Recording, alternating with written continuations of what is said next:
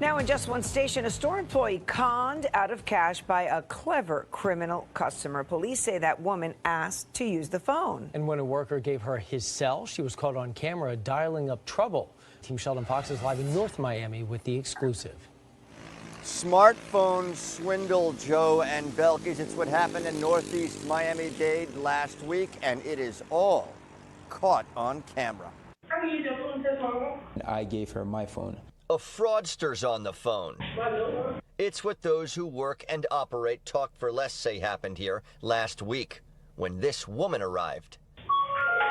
She came in looking for help and with a story about needing to text her mother. She would then meet her victim, the employee of the store, who was just trying to help her out. Showed me that she was texting her mother. After a few minutes of letting this woman use his phone, She gave me back my phone and left. the employee who helps people with phone issues for a living was just trying to be nice. But when he checked his email moments later, A payment of $1,100 was sent to somebody on Cash App. he says she got into his app and quickly sent away his money. No! I lose it because I just could not believe that happened. Dexter Lubin owns the cell phone store and flipped his lid in frustration over fraud committed in his shop. She also asked if we take Cash App. Police were called. The first thing this Miami-Dade officer did was ask if they could fix his watch. No surveillance was viewed or collected during their visit, Lubin told us. A report was filed, and the department says it's investigating the theft, which is a common one. You don't think these things are going to happen until they happen to you.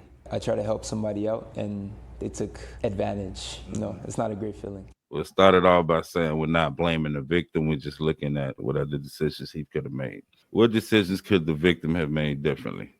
I think he could have just asked for the number to call her mom and put it on speakerphone. That's the thing. He was trying to help. So that's the first decision, helping someone. You're trying to help. So even doing that, that's a virtue that needs to be balanced. You still have to be secure. You're securing yourself. Like every decision we make is to minimize the unnecessary pain. So if you think about the pain that you will feel trying to help somebody, what's the worst thing that could happen? And this is obviously the worst thing that could happen. Both you guys made a great point. I'm calling him the Good Samaritan and not the victim, because he put himself out there to be the one to help, whether it was good intentions or not. They in a phone shop. He didn't have to give his personal phone because he didn't think about his own personal information that was in his phone for her to be able to do that in such swiftness. Right. Like I said about the consequences. If you're doing something, it's mindfully. It seemed like he was a naturally given person. Like, I want to help you. Here you go. And you're not thinking about the consequences of doing so. If you do it mindfully, you think about the consequences. Even if you do that, you give someone your phone, it's measures you can take. I can give somebody my phone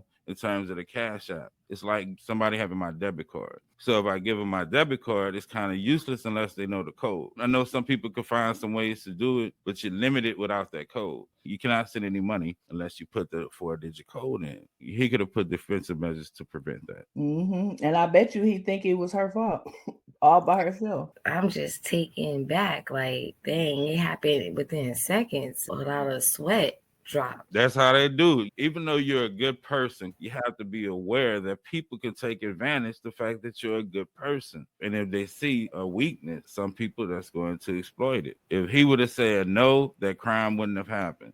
It's almost like one of them, you can't hate the player, you got to hate the game, because it was so swift that you got to see her technique, and she got to get some kind of applaud because it was swift.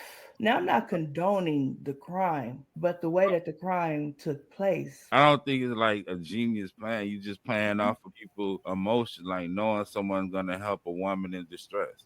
You know what I mean? But now, what's the effect? If somebody come up to other people, be like, hell no, they see this shit, and I'm not giving anyone my phone.